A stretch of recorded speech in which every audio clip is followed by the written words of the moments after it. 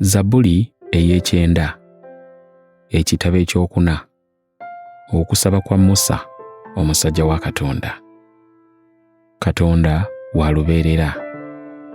Mukama, gw'oli kifo kyaffe eky'okutuulamu mu mirembe gyonna.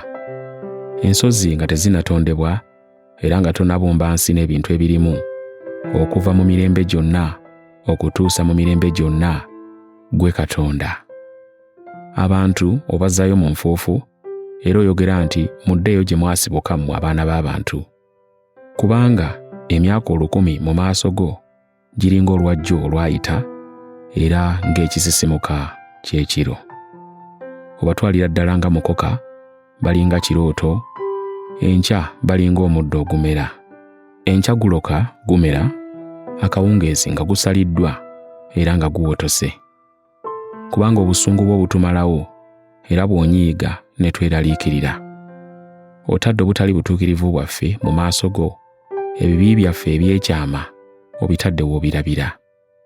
Kubanga ennaku zaffe zonna zisalwako obusungu bwo, emyaka gyaffe giggwaawo ng'ekirowoozo.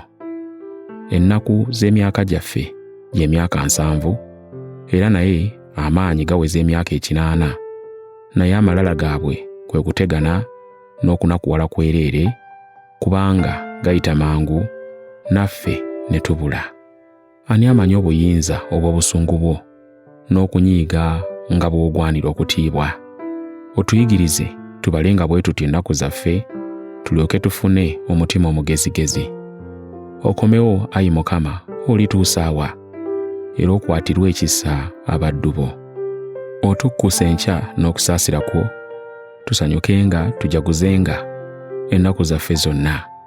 Otusanyuse ng'ennaku bwe ziri ze watubonyaabonyezaamu, era ng'emyaka bwe giri gye twalabirangamu obubi.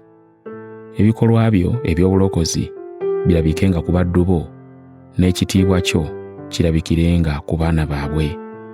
Era n'obulungi bwa Mukama Katonda waffe bubeerenga ku ffe, era otunywerezenga emirimu gy'emikono gyaffe, weewaawo emirimu gy'emikono gyaffe oginywezenga.